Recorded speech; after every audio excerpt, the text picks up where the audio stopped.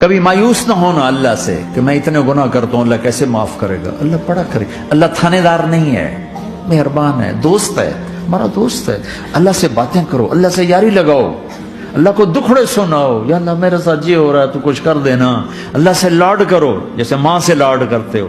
وہ نہیں تھا چرواہا موسیٰ علیہ السلام نے سنا، کہہ رہا اللہ سیاں تو آویں آ تیری جواں کڈاں، تین تیل لاواں، تین کنگھی کراں، تین روٹی کھواواں، تین دودھ پیواواں. یہ اللہ سے باتیں کر رہا.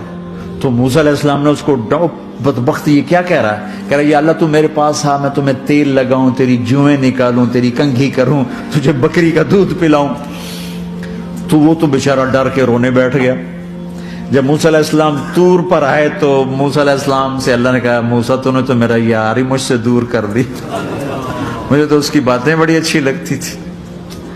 تو نہیں یہ کیا، جا اس کو خوش کر کے جیسے ناراض کر کے آیا.